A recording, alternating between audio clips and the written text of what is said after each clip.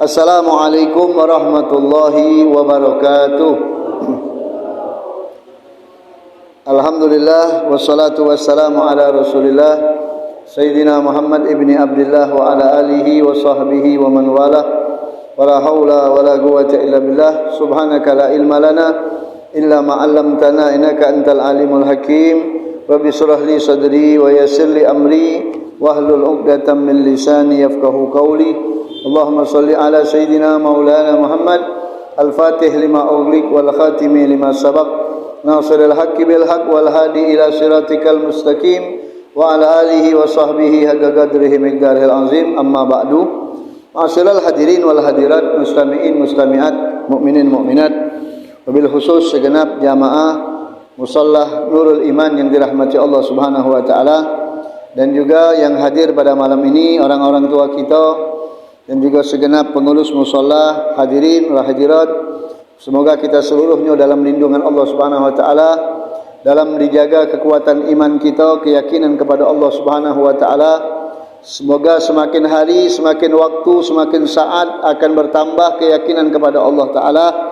Walaupun datang cobaan bertubi-tubi kepada kita, insyaallah tidak mengurangi rasa khidmat dan berbakti kita kepada Allah taala. Amin ya rabbal alamin.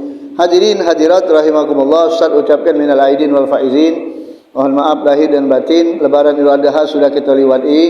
Semoga akan menjadikan momentum daripada pelajaran berkurban, yaitu Idul Adha itu sebagai hari pengorbanan, Idul Adha sebagai hari ibadah, Idul Adha sebagai hari persatuan, supaya kita semakin dekat kepada Allah Subhanahu wa taala. Dan juga ada sedikit permasalahan yang mungkin ana ulangi di dalam majlis-majlis ana, sebab mungkin permasalahan ini dikatakan enteng, tidak, dikatakan berat juga tidak. Masalah yang timbul seputar masalah puasa Arafah. Alhamdulillah sebagian majlis ana sudah ana jelaskan. Sebab sebagian umat Islam ini banyak mengatakan bahwasanya puasa Arafah itu berkaitan dengan wukuf di Arafah. Padahal sebenarnya tidak. Wukuf di Arafah dengan puasa Arafah itu beda. Kenapa?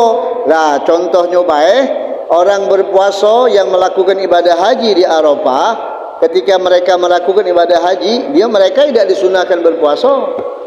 Yang disunahkan berpuasa kan hanya orang-orang yang tidak melakukan ibadah haji. Ini kalau logikanya. Nah, kalau kita tarik dalam sejarah, makanya kita harus juga memahami sejarah. Kapan itu diturunkan perintah haji dan kapan Nabi Muhammad melakukan ibadah haji. Nah, itu ditarik itu.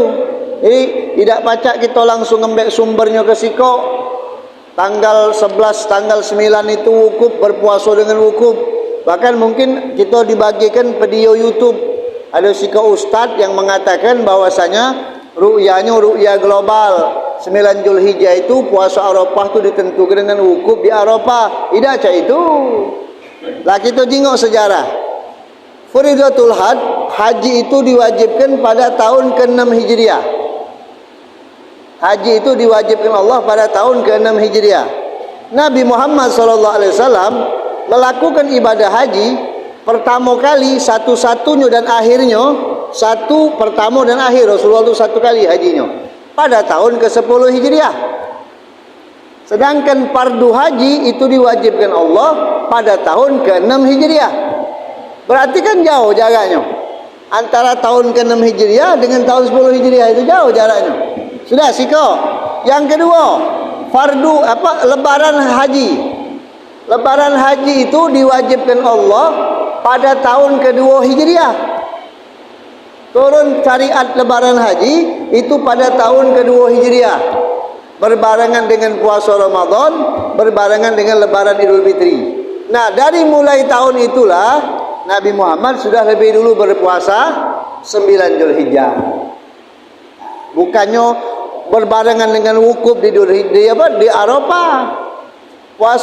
Puasa yang kita sebut dengan puasa Arafah itu adalah puasa tanggal 9 Zulhijjah. Bagaimana nentukannya?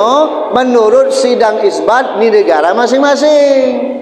Tidak pacak kita melok ke Mekah, tidak pacak kita melok wukuf di Arafah sana, kecuali kalau kita tinggal di Mekah. Nah, kalau kita tinggal di Mekah, ya dah apa-apa melok wukuf di sana, memang di sana tanggal 9 wukufnya. Berbarengan wukuf di Arafah itu tanggal 9 Zulhijjah, berbarengan juga dengan kita disunahkan berpuasa tanggal 9 Zulhijjah. Kenapa disebut dengan puasa Arafah? Sebab bertepatan dengan jamaah yang lagi wukuf di Arafah di waktu Nabi melakukannya itu. Jadi untuk tahun-tahun depan tidak usah repot-repot lagi. Patokannya sidang isbat. Ada orang bertanya, Ustaz, ngapa kita ni kalau solat kan duluan dari Mekah. Itu kan kalau solat waktunya duluan. Tapi kenapa mereka duluan wukufnya? Nah, itu lain lagi antara waktu solat dengan antara keadaan iklim matahari berbeda. Kalau di sana barat itu lebih parah dengan daerah lebih cepat, artinya lebih cepat melakukan ibadahnya. Paling arah barat itu Maroko, Maghrib sana. Itu sebutlah dengan Maghrib. Maghrib itu tempat arah terbenamnya matahari. Paling arah baratnya dunia ini. Setelah Maghrib itu baru Mekah. Makanya cepat dia duluan. Dari sebelah sana dia duluan. Sebab dia lebih cepat melakukannya. Tapi kalau kita ni kan dari sebelah timur. Dari sebelah timur, dalam waktu solat kita lebih cepat. Dalam waktu untuk menentukan tanggal, mereka yang lebih cepat. Karena dia ada di barat. Beda dengan kita yang ada di timur. Nah, ini kalau dalam segi ekosistem, dalam segi pelajaran kalau mata geofisika geografi nah itu dibahas tuh. Jadi kalau lain kali tidak salah matok dengan masalah wukuf di Arafah, kita paktok melok sidang isbat negara kita sudah. Dan Isbat sudah memutuskan tanggal hari Kamis 29 Juni. Lebaran Idul Adha. Berarti puasanya kita 9 Zulhijjah hari Rabu. 2 hari yang lalu ana balik ngajar. Begitu lewat di Mata Merah sana, kebenaran hari itu terang. Pas kejinguan nian, bulan utuh purnama. Bertepatan dengan tanggal 15 Zulhijjah. Berarti tepat isbatnya itu. Apa kita nak melok-melok wukufnya hari Selasa, puasa 9 Arafah hari Selasa, hari rayanya hari Kamis. Jangan gitu. Dan tak lawang sana. Yang penting kita ini lah maaf. Ana bukan ana cerita baik. Allah yarham Kiai Cik Ming Cik Ming tu kan jago palak. Jago hisab, jago palak. Lagi tak pernah mutus ke dewek. Lagi melok pemerintah. Maaf ngomong, kalau nak ngitung dewek baca dia. Ini hitungan-hitungan bulan baca. Mana tak ada melok-melok. Melok pemerintah, serahkan sama pemerintah. Mereka lebih punya kuasa. Melok dia sudah. Tak usah, pemerintah ni zalim segala macam. Emangnya inti apa yang dizalimi? Kan bukan. Jadi artinya kita jangan galak melakukan satu perbuatan ibadah yang kita tak mengerti. Nah, saat kan disebut dengan puasa Arafah, namanya baik. Tapi intinya puasa Arafah itu puasa pada tanggal 9 Zulhijjah sesuai dengan tempat masing-masing, bukan patokannya di wukuf di Arafah sana. Nah, kalau nak melok wukuf di Arafah, berangkat dulu ke Mekah. Berangkat dulu ke Mekah, uang wukuf kita puasa. Sebab kita di sana. Nah, kita ni di Indonesia beda lagi. Jadi tak usah melok-melok uang yang punya patokan itu tak salah. Nah, sikit lagi pembahasan masalah kurban. Sedikit nak nambah ke baik. Kemarin tu banyak ni pertanyaan masalah kurban. Yang paling banyak ni pembagian kurban yang ditanya ini. Kadang-kadang yang jadi muat masalah ni panitianya. Ya, panitia kurban ini yang tak mengerti. Ya, sebenarnya kurban itu 100% yang punya wong yang berkurban. Kalau sikok sapi itu harus tujui kok wong yang kurban. Makanya maaf nih, ada pertanyaan juga, paling dijelaskan di sini. Dapat kiriman sapi dari sikok pabrik. Umpama sikok kampung dapat kiriman sapi dari pabrik di Citerep sana di Bogor, itu galak pabrik tu ngenjuk sapi ke warga. Tapi tak kata namanya. Tak kata namanya, dikirim. Sapi itu dikirim ke warga. 3 ekor sapi, 4 ekor sapi. Tak kata namanya. Mak mana kita? Apa kita langsung potong baik? Kalau kita langsung potong baik, dia sedekah daging baik, tidak dapat pahala kurban. Jadi mak mana solusinya kalau ada kiriman sapi dari pabrik atau dari PT ngirim sapi ke kampung kita? Mak mana solusinya? Ada tak nama wong yang ngirim? Tak kata.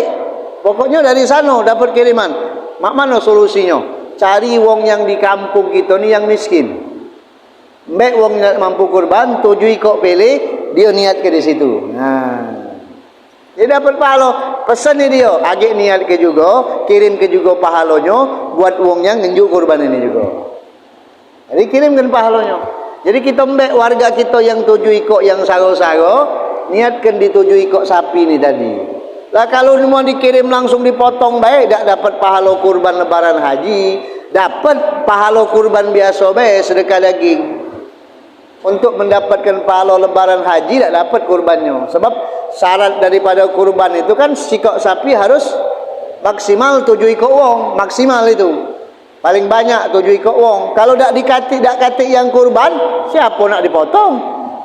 Sapinya berarti ya sudah sapinya bagi ke dagingnya. Tidak perlu nak nunggu Idul Adha nian kalau macam itu. Hari lain baca juga. Itu maksud anak tu. Banyak permasalahannya. Masalah jual dagingnya, pala. Ini kemarin ada permasalahan di sikok tempat.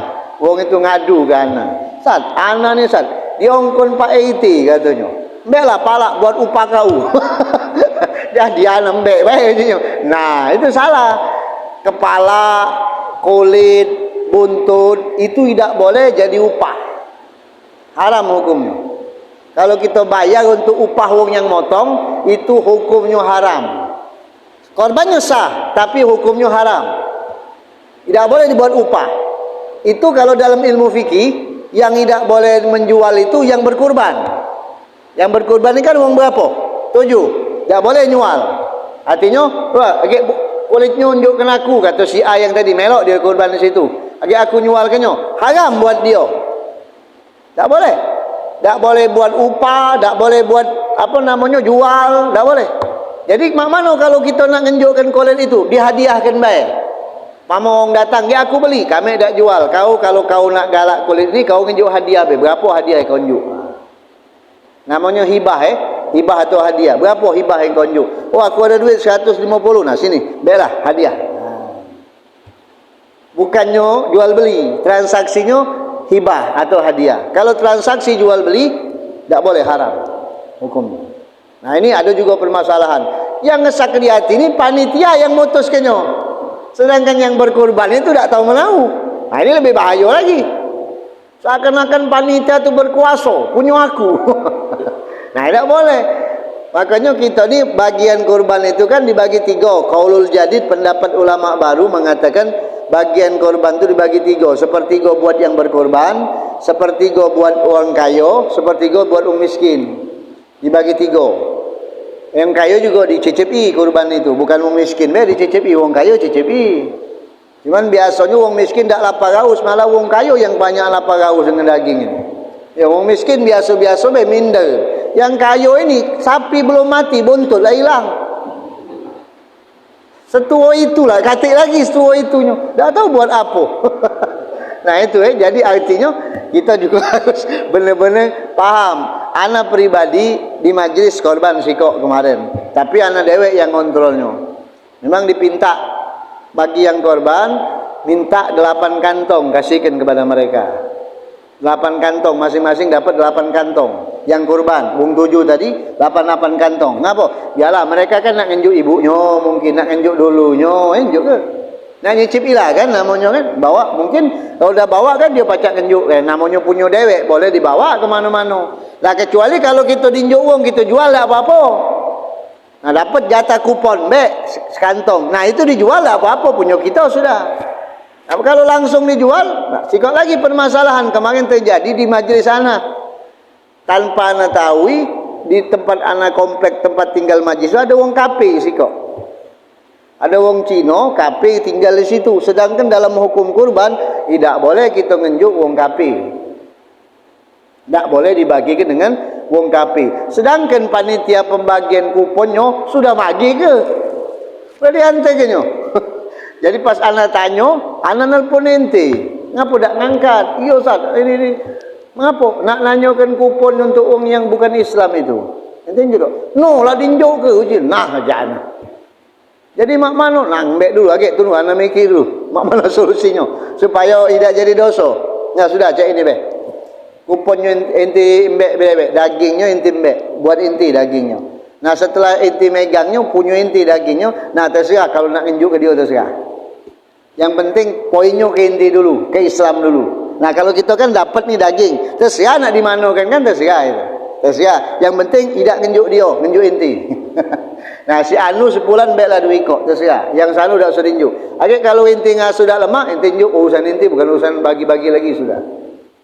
Nah, ini juga jadi permasalahan di dalam pembagian korban. Yang paling banyak ini itulah tadi berebut banyak. Ya berebut apa?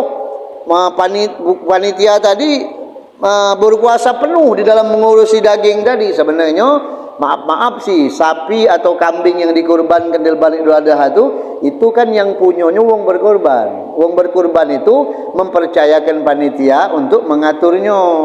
Jadi alangkah baiknya kalau kita nak minta, nak masak, ngomong. Apa ini wong 7 ni umum ke dulu. Ini kami ni panitia. Mak manalah kalau minta sukoridonya nak minta kakinya untuk makan sama-sama.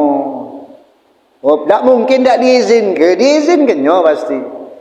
Cuman adalah ijab kabulnya, ada basa-basinya masa kita tadi. Ngembek fadilahnya utamanya. Ah sudah lajulah tak apa-apa. Tak mungkin tak diizinkan. Pasti dinjuknya itulah. Tak kepala lagi dinjuknya, tak tahu ngodok kepala 13 jam lamanya. Lama ngodok kepala tu bukan dengar 13 jam. Bau lembut. Mbeklah kepala. Mbek dinjuklah cak itu. Jadi artinya permasalahan-permasalahan kurban ini untuk tahun-tahun depan, masalah-masalah puasa Arafah itu tidak usah dijadikan pening-pening lagi sudah. Tidak usah repot-repot nak bertakuan nyingok YouTube ustaz tak salah. Sudah patokannya cak itu. Jadi sudah puasa Arafah itu adalah puasa tanggal 9 Zulhijjah yang dihitung dari sidang isbat di masing-masing negara. Sudah selesai. Tidak baca dipatoki dengan wukuf di Arafah. Beda. Kalau nak memang melok patokan wukuf di Arafah, silakan berangkat dulu ke Mekah. Meloklah di sana. Sebab kita ni di zaman Nabi banyak hadisnya yang berbeda tempat itu. Banyak ceritanya di zaman Rasulullah itu. Bahkan pernah Nabi Muhammad membatalkan puasa gara-gara perbedaan tempat. Ini sudah lebaran, ini belum. Macam itu kan? Itu seperti itu. Jadi insya-Allah mudah-mudahan kita bisa bertanya lagi dan mungkin kita bisa memahami daripada ana juga minta maaf kemarin tu sebelum hari raya tu kan tidak ada hadir. Sebenarnya nak buka masalah itu. Cuman kerana keadaan tidak memungkinkan kena berangkat kemarin jadi tidak sempat. Mohon maaf, minta maaf, tapi insya-Allah di sini ana yakinlah paham kalau tempat lain bukan di sini. Di tempat lain yang ana ceritakan bukan di sini. Tempat-tempat yang ana temui yang banyak bertanya seperti itu. Nah insyaAllah malam ini kita akan menyambung daripada kitab An-Nasaihud Diniyah wal Wasaya Al-Imaniyah yang dikarang oleh Al-Imam Syekhul Islam Qutbil Irsyad wal Bilad Qutbid Da'wah wal Irsyad Al-Imam Al-Habib Abdullah bin Abdul Haddad. Dan kita masih berbicara tentang masalah yang berkaitan dengan hati. Bismillahirrahmanirrahim. Qala al-muallif nafa'ana Allah bihi wa bi ulumihi fid dharain amin. Wa'lamu ma'asyiral ihwan ayyadana Allah wa iyyakum anna khairal qulubi wa ahabbaha ila Allah makana nazifan nakiyan minal batil wasyukuki wa ma'aniya syarri kulliha wa iyan lil haqqi wal huda wa ma'aniyal khair was shawab. Ketahuilah wahai saudara-saudaraku, mudah-mudahan Allah menolong kita semua, amin ya rabbal alamin, bahwasanya hati yang paling terbaik itu, hati yang paling dicintai Allah Subhanahu wa taala itu adalah hati yang bersih, hati yang suci, hati yang tidak katik rasa bertolak belakang, hati yang tidak katik keraguan-raguan lagi, full. Hatinya tu full, tak katik keraguan-raguan lagi. Seperti dicontohkan oleh Imam Ali bin Abi Thalib ketika beliau mengatakan lau kusifal ghita masdaddu yakinan. Kalau seandainya dibukakan kepadaku tabir-tabir yang gaib, maka keyakinanku tidak bertambah lagi, sudah full sama Allah Ta'ala. Walaupun tak nyingok surga, Tidak nyengok dengan aku. Tetap full sudah sama Allah. Tak kata lagi keraguan sedikit pun dengan Allah Ta'ala. Kalau model kita ni masih ada nyelo-nyelo dikit tu. Ay, madak ya, akulah solat. Akulah ini. Nah ini kalau hati yang Allah cintai tadi tu, tak kata lagi bersih. Kemudian hati tu bersih dari hal-hal yang buruk. Tak kata pikiran negatif, tak kata pikiran suuzon. Wa iyan lil haqi wal huda. Dia akan menjadi wadah yang siap menampung kebenaran dan petunjuk dari Allah. No, mangap terus dia. Hati yang bersih tu, hati yang dicintai Allah tu, mangap terus. No, yang mana petunjuk? Cak main ding dong kalau ini lewat tampus sini, tampus sini, ada nyampak sini, kejar sini, ada nyampak sini, kejar sini. Nah, itulah hati yang bersih itu. Mana yang dari petunjuk, kejar sini. Mana yang daripada kebenaran, mbek belah sini. Terus ini hati. Dan hal-hal yang baik dia selalu kejar. Dalam hadis Rasulullah mengatakan, al-qulubu arba'atun, kata Nabi. Hati-hati manusia itu terbagi 4. Yang pertama, golbun ajradun fihi sirajun. Hati yang kosong. Kosong tapi terang. Hatinya kosong, ibarat kalau ruangan tak kata isi tapi terang. Lemak kan nyingoknya belum. Terang. Yazharu, dia sudah terang memancarkan cahaya pula. Kosong, terang, bercahaya. Fadzalika qalbul mu'min. Itulah hatinya orang yang beriman dengan Allah. Terang hati. Oh, bersih, memancarkan cahaya. Wa qalbun aswad, yang kedua, hati yang hitam. Hitam, mankus, terbalik pula. Fadzalika qalbul kafir. Itulah hati wong kafir. Sudah hitam, terbalik pula. Sudah hitam, tertungkap pula, terbalik. Wa qalbun marbutun ala ghilafihi. Yang ketiga, hati yang masih terbungkus di sampulnya. Dia masih juga bungkus. Ibarat kalau surat itu belum terbuka, masih juga bungkus. Fadzalika qalbul munafik. Inilah hati orang munafik, terbungkus. Tak tahu kebenaran. Tak baca nengok, masih juga bungkus. Kalau yang pertama tadi lah terbuka, lah terang, lah memancarkan cahaya. Ini tak baca terbuka, masih tertutup. Itu yang ketiga. Yang keempat, qalbun musfahun fihi iman wan nifaq. Hati yang terbentang, yang terpapar, ada iman, ada munafik. Dalam hatinya ada iman, ada yang munafik. Famasalul iman fihi, perumpamaan iman yang ada pada hati ini seperti baklah. Tahu tak baklah? Sayuran, tanaman sayuran. Tanaman sayuran, seperti tanaman sayuran yang ada imannya. Yamudduha al-ma'ul azab, disirami banyu, masak-masak. Iman ni tadi disirami banyu, masak-masak. Sayuran itu kalau disirami, masak-masak. Wa masalun nifaq, sedangkan hati yang di dalamnya tadi ada munafik, masalul qorha, seperti koreng. Koreng, tahu koreng? Koreng Pak, korengan. Koreng tu yamudduhal qeh, dia akan semakin dahsyat, nanahnya datang, busuk pula. Nah, tinggalkan pilih mana duit kok ini yang ada pada kita. Jadi kalau pacak kita yang pertama. Naik tingkat pertama, hati yang kosong, nampung apa baik kalau kosong itu. Nimo apa baik dia, yang baik-baik terima, yang buruk-buruk tidak. Bersih hatinya. Ini. Maka hatinya yang terakhir tadi, hati yang ada iman dan ada munafik, inilah hatinya orang-orang ahli tahlid wa tafrik, orang yang galak mencampur adukkan agama dengan akhirat. Orang yang galak berlebihan di dalam masalah agama, ngesok, bertakwaan. Makanya kita ini lebih baik kita mengatakan tidak tahu ketimbang kita tahu macam-macam.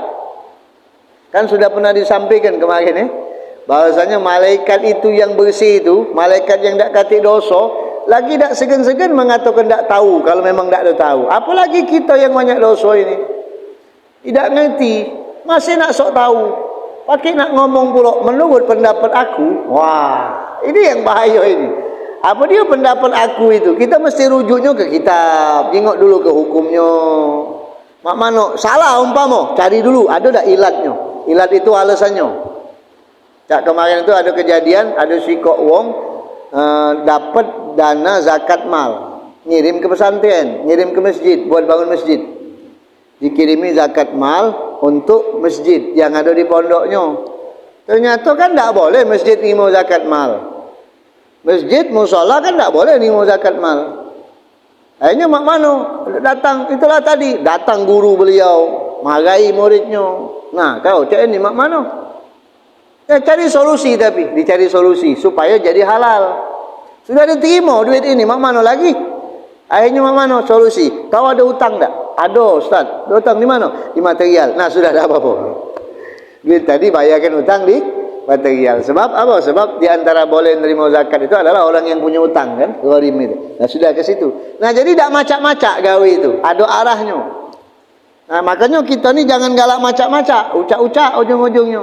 Malaikat itu mengatakan, subhanaka la ilma lana illa ma 'allamtana. Kami tak tahu ya Allah. Kami tak kati ilmunya kecuali apa yang kau ajarkan kepada kami. Kalau iblis sok tahu galau. Iblis tahu galau iblis. Makanya kita tak boleh mengkias, tahu tak mengkias? Mengkias hukum yang bukan keahlian kita. Kita hukum ini kita kiaskan. Contohnya ada pertanyaan, Abdul besak mana dosa wong membunuh sama wong berzina? Membunuh sama berzina itu besak mana? Oh, besarlah membunuh. Wah, ngapa? Membunuh besar dosanya. Kita pikir besar membunuh, padahal dosa berzina itu tak lebih dahsyat dengan membunuh. Makanya kita bukan berarti berzina lebih besar dari membunuh, tidak. Cuma ada ilatnya, ada alasannya. Ngapa? Kalau membunuh sikap wong saksi cukup. Tapi kalau berzina, nuduh wong berzina minimal 4 ikut saksi kita datang ke saksi. Tak boleh kita nuduh wong berzina sikap saksi tak sah. 4 ikut saksinya. Berarti lebih berat dosa wong berzina ketimbang membunuh. Tapi kita fikir kan membunuh. Memang benar membunuh besar dosanya. Barang siapa yang membunuh mukmin dengan sengaja, kata Allah, maka kata Allah Ta'ala, maka dia akan masuk neraka selama-lamanya. Wong membunuh mukmin dengan sengaja. Nah, ini ana kemarin ada kejadian di tempat ana sana. Sebelum lebaran haji. Ini ada kejadian. Maaf tadi ada jamaah yang bukannya itu ke jamaahnya, ada jamaah yang galak ngajak solatnya. Jamaah apa namanya? Jamaah tabligh. Yang ngajak solat kan, masuk ke rumah, bagus kan, gawinya bagus, ngajak solat. Pas datang rombongan tadi di tempat kampungan di Mata Merah sana, datang rombongan tadi ke masjid, kemudian didamping oleh warga situ yang melok juga jamaah tabligh. Ya, kelilinglah ke rumah warga tadi sebelum asar itu, kalau tak salah, nak pakai asar itu. Mungkin nak ngajak solat asar. Tetap datang ke si ke rumah, ketemulah dengan wong yang mungkin godek. Begawi dah, pebala sama bini. Duit tak kate. Dia ada ngajak, cuma assalamualaikum numpang liwat. Assalamualaikum numpang liwat. Ceritanya cak itu yang ana dengar. Langsung marah. Ngapo jinyo? Jauh kami ni cuma salam ni, mak. Di babitnya lah pak dengar cerita, di babit dah pakai karpet. Dilempangnya dengan karpet. Nah, si Pulan ini tadi kena merasa wong situ bekas jawara pulo, bekas preman satu ili. Taubat dulunya cerita, akhirnya marah, bebala. Kau ni kata adab nian. Sebab yang ngundal tadi umur lebih muda. Bebala dipisah sama ustaznya tadi kan, yang diantar tadi sisa. Balik ribut, ya namanya umur sika umur 50, yang sika umur 30, agak saro lah yang 50 tadi. Dua-duanya bekas budak nakal galau. Baliklah si Pulan tadi, ustaz tadi balik ke masjid, nak tunjuk tahu jamaahnya supaya misalkan kayak takut terjadi yang Pulan tadi balik ke rumah langsung tak basa-basi lagi, ngawak celurit, ngawak pedang siko. Yang si Pulan ini tadi lah siap pula ngawak tombak sama lading cap garpu siko. Bebala duel cak nonton film. Meninggal siko di tempat. Yang meninggal tadi jamaah tadi. Yang lempar karpet tadi kritis. Meninggal. Lah maaf, ana tak ada ngomongkan ini dah. Cuman tak lemak rasanya dengarnya tu Kira-kira lemak tak dengarnya, kan tak ada lemak dengarnya. Bukan masalah mudah-mudahan diampuni Allah dosanya, tapi kan tak ada lemak nengenyo. Meninggal dalam keadaan sudah taubat, kemudian meninggal dalam keadaan dibunuh. Lah dibunuh ini bukan memang dibunuh, tapi ngawas senjata juga. Kalau dia dibunuh mela diri mengkali, ini dia yang ngejar. Dia yang ngejar wong ini. Wong inilah nyiap ke pulau, laju berbala. Meninggal, palanya pecah. Digepuk pakai tumbak. Yang sikap tadi celuritnya masuk ke sini. Karena dia tu masuk celurit tu narik lekat. Digebuknya pakai tumbak 2 kali. Kalau bangsa dah digebuk 3 kali nyampak, mati di tempat langsung. Nah, kita bukannya berpikir, kita minta sama Allah mudah-mudahan diampuni Allah dosanya ini. Cuman ya namanya manusia ini kan kadang-kadang emosi tadi membunuh mukmin itu besar dosanya itu. Tak bertobat, ditunggu oleh Allah di dalam nerakanya Allah Ta'ala. Nah ini, di dunia lah ditunggu polisi. Cuma sakit, polisi kalau ngubangnya sudah. Baik, sehat, sel langsung. Mati, kubur. Ini kau tunggunya. Nah, yang kita pikir ini itulah tadi. Makanya Rasulullah SAW mengatakan, Al-qatil wal maktul finnar, kata Nabi. Yang membunuh dan yang dibunuh, dua-duanya masuk neraka. Ngapo alasannya? Yang dibunuh tadi, iyalah taruhlah. Ngapo yang membunuh? Lah, yang dibunuh, yang membunuh iya jelas-jelas masuk neraka. Mana yang dibunuh? Yang dibunuh tadi tu kena terlambat, kalah cepat, jadi mati. Coba bangsa duluan, dia dulu yang bunuh. Nah, itulah kita berfikir. Jadi artinya kita tak pacak mengkias hukum. Hukum tak pacak dikias. Tak pacak kita mengatakan menurut pendapat aku, tak pacak.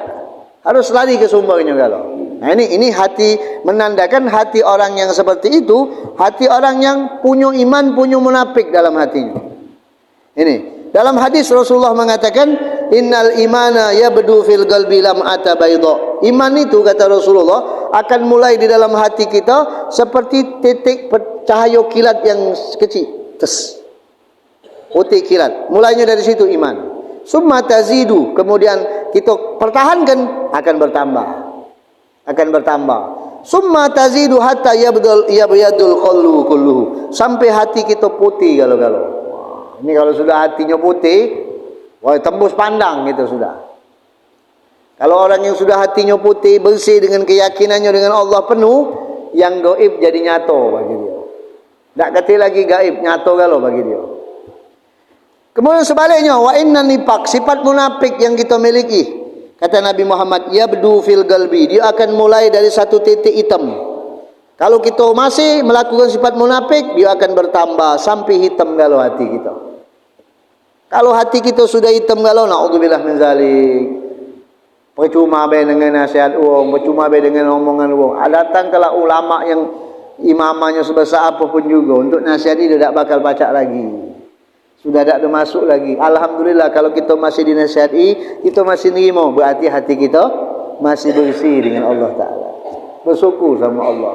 Tapi kalau sudah diunjuk nasihat, malah melawan, malah membangkang, malah tekak, malah dia yang benar, yang itu salah. Nah, itu ditakutkan hatinya sudah hitam, bergoyor hitam, lama-lama jauh dari Allah Ta'ala. Na'udzubillah. Kalau sudah hati hitam, tak bakal khusyuk lah solatnya. Tak bakal nikmat lah ibadah kepada Allah Ta'ala. Ini kata Rasul SAW. Lalu pertanyaan, bagaimana agar iman itu bertambah? Wa innama yazidul iman bil mudawamati alal a'mali salihah wal iksar minha ma'al ikhlas lillah. Iman itu akan bertambah kalau kita selalu rutin dalam melakukan kebaikan. Rutin istiqamah. Jangan putus. Salat berjamaah terus. Biasa kita macu apa? Terus ke. Kita kan dianjurkan kalau setiap habis solat disunahkan untuk membaca wirid. Wirid yang dirutinkan dibaca. Dawam. Kamu habis zuhur macu apa? Habis asar macu apa? Habis maghrib macu apa? Jangan itu-itulah. Kalau pacak lain-lain zikirnya, wiridnya. Zikirnya juga. Habis zuhur macu la ilaha illallah 1000 kali umpama. Habis asar macu selawat sekian 1000 kali umpama. Ada zikirnya gitu. Supaya hati kita tu teratur. Rutin melakukan kebaikan. Dan makanya ditekad kebaikan. Ya Allah, ana mesti maco setiap hari istighfar paling tidak 500 kali. Kalau ana lupa, kodok, baca di kodok. Malamnya sebelum tidur, baik tasbih, astagfirullahalazim, 500 kali. Biasa macam pagi, kelupaan ngacar-ngacar. Apa? Kehujanan tadi tu. Kalau tak lambat, basah. Cepat-cepat ngacar-ngacar. Malamnya kodok. Sebab Allah berfirman di dalam hadis qudsi, hanya Allah inginkan waktu untuk Allah. Kalau tak di awal hari, di akhir hari, kata Allah. Untuk aku sedengat jadilah, kata Allah Ta'ala. Berikan waktu kalian untuk Allah Ta'ala. Sedengat jadilah. Habis asar nak parak maghrib, duduk ngadap kiblat, dengat jadilah. Yuk maco istighfar ke, maco takbir ke. Itu kan kalau sudah maco takbir kan, maco doa segala macam baca. Itu nambah tu imam tu. Kemudian memperbanyaknya. Kalau pacak tambah lagi. Tapi ada sikap lagi kuncinya, ikhlas. Ikhlas ini kuncinya. Kalau tak ada ikhlas, ngaco ikut. Haji Quran dah ikhlas, biar orang tahu suara aku ni bagus tu. Jangan tengok gaib Ada ikhlas, lain lagi ceritanya. Kalau hal-hal yang berkaitan dengan Allah itu harus ikhlas. Kalau yang berkaitan sama Nabi Muhammad, ceritanya beda. Salawat sama Rasulullah, nyampi itulah. Inti nak mak mano be nyampi. Kalau Nabi Muhammad yang menanggungnya. Tapi kalau sama Allah, saro kita berzikir. Kita zikir, macam apa? Macam Allah, macam la ilaha illallah, subhanallah. Kita macam banyak-banyak. Tapi kalau dah ikhlas, dah nyampe. Nak murni ni hati ni. Nak bersih ni. Makanya majlis taklim itu lebih afdal dari zikir itu. Sebab kalau zikir itu bagus. Siapa ngomong zikir tak bagus? Bagus. Cuman problem yang kita hadap ini kalau berzikir nak ikhlas. Dan kita ni kan ada permintaan. Kalau berzikir tak mungkinlah kata permintaan. Pasti ada keinginan kita. Aku nak berzikir ini supaya hajat aku dimudahkan Allah, kan minta gitu. Supaya anak aku sehat, supaya keluarga aku sehat, minta. Nak husuk, nak ikhlas. Itu jadi iman tu naik tu kalau kita ikhlas. Adapun munafik akan bertambah sifat munafik kalau kita melakukan keburukan. Meninggalkan hal yang wajib, solat tidak. Itu nambah, bukannya benar ente tengok ada orang tak solat tapi baiknya orang ini. Nah, katik-katik tetap sifat munafiknya nambah. Orang itu tak solat tapi sedekah terus. Ya kena ente dinjuknya. Coba tak dinjuknya. Ceritanya kena boleh tepean tadi. Oi, masya-Allah. Kalau tak boleh tepean lain juga jodohnya. Tidak mungkin ente puji. Nah itu. Jadi kalau kita jingok, kita bukan menghukumi wong itu sesat, tidak. Cuman kan mukmin itu kan cerminnya kita. Oh, si fulan tak ada solat. Artinya kita ngambil pelajaran dari dia. Bukan untuk diumbar-umbar sama wong. Kalau kita ngumbar-ngumbar salah. Untuk kita dewek, masya-Allah. Tidak solat, duitnya banyak. Tertariklah kita tadi. Nah inilah berarti iman kita tidak ada benar ini, konsleting ini. Aman dipegang setrum. Bahaya. Kalau kita basinya ke setrum gitu. Kita jengok dulu kada dia ni, dia tak solat. Kalau pacak, ajak solat. Inilah bertambah tu kemunafikannya. Apalagi kalau dia melakukan hal-hal yang diharamkan Allah Subhanahu wa taala. Ini yang sebagaimana dikatakan oleh Rasul sallallahu alaihi wasallam, apabila seseorang itu sudah hitam hatinya, maka dia akan terbalik hatinya. Kalla balrona ala qulubihim makanu yaksibun, kata Allah. Hatinya terbalik, tidak pacak lagi dibenarkan. Munafiknya bertambah, hitam pekat, jauh dari Allah. Obinian kelakar ngomong kuong. Asak duduk dengan wong, mulai asik dia. Merasa asik kalau ngitokan aib wong ni. Nah ini bahaya lah. Kalau kita ni punya perasaan, kita tak usah nuduh ke wong kita dewek. Kita duduk sama kawan-kawan kita. Kawan-kawan kita nyeritakan kawan yang lain. Menceritakan kekurangan dia. Kita merasa asik, nikmati. Oi, benar ni hati kau. Nah, berarti di hati kita ada sifat hati yang tak ada benar. Consolating hati namanya tu. Munafik kita tu, ngental tu nambah. Tapi kalau kita merasa pegel kuping kita, ya Allah, tak lemak dengannya. Berlari kita, menghindar. Kata ulama, solusinya ada 3. Pertama, kita cegah. Kedua, kalau kita tak nanda atau tak pacak, kita diam. Tak mana melok. Kalau masih tak pacak juga, masih diajak, kita zikir. Baca zikir kita di situ. Biar dia berhenti. Biar dia penting yang dia. Itu kalau kita tak lemak lenga, berarti bagus hati kita. Cuman kalau kita merasa nikmat, nah apa kata kau benar ni kan?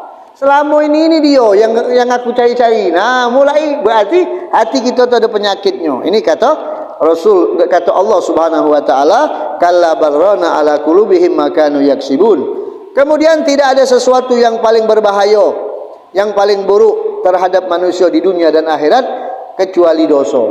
Dosa tu itulah yang paling membuat kita bahaya hidup kita. Paling bahaya. Wala yakadu yuhlis ilaihi su, maka hampir saja tidak akan lepas keburukan mendatangi dia. Tiap hari keburukan mendatangi dia, dan dia tidak akan mendapatkan sesuatu yang baik kecuali yang buruk-buruk galau yang bakal dia hasilkan ke depan kalau dia banyak dosa. Makanya Allah sebutkan, wa ma asabakum min musibatin fabima kasabat aidikum. Apa yang menimpahmu dari keburukan dan musibah itu akibat ulah perbuatanmu yang kau cari-cari. Ulah dewek kita lah tahu ini tak ada boleh, masih nak nyoba-nyoba. Makanya kalau orang-orang yang berhati-hati dalam kehidupannya tu jangan melakukannya. Pengen makan mie ramen ini. Lemak mie ramen ini, tapi tak tahunya bercampur dengan daging babi. Ya, ada mie ramen tu yang di dalamnya pakai daging babi. Sebab ada orang yang pernah bergawi di situ cerita. Ada daging babinya. Kita kalau beli mie ramen yang di toko-toko besar tu, itu dia kan halal labelnya. Itu yang halal buat muslim. Tapi yang haramnya ada kalau nak pesen. Ada dia babinya stoknya. Nah, yang jadi pikiran kita ni masaknya bareng tak? Nah, itu yang jadi pikiran kita. Di dalam kan kita tak ada tahu. Piringnya sama dah. Lah mereka bukan ustaz yang jualan itu. Bukan kiai yang jualan itu. Kalau yang jualannya kiai nyok-nyok, oh ini najis, menggali. Yang jualannya orang nyari duit dia loh. Jadi kita, kalau cak itu tak berani aku makannya. Kenapa? Ragu. Memang lemak, cak netes gila makan nyingok makan itu. Apalagi nyingok iklannya. Oi, lemak ni kan. Hujan-hujan pula ini. Oi, tambah. Jangan dipikir cerita baik ni. Aman galak beli mie goreng baik. Nah, jadi kita nyau tu jangan sampai dilakukan hal seperti itu. Maka seorang mukmin yang sejati hendaklah dia benar-benar nihayatul ihtiras minha. Dan ya Allah wa iyyakum ajmain. Subhanakallahumma bihamdika asyhadu an la ilaha illa anta nastaghfiruka wa natubu ilaik. Wa sallallahu ala sayyidina Muhammadin wa ala alihi wa sahbihi salam. Walhamdulillahirabbil alamin. Al-afu minkum. Assalamualaikum warahmatullahi wabarakatuh.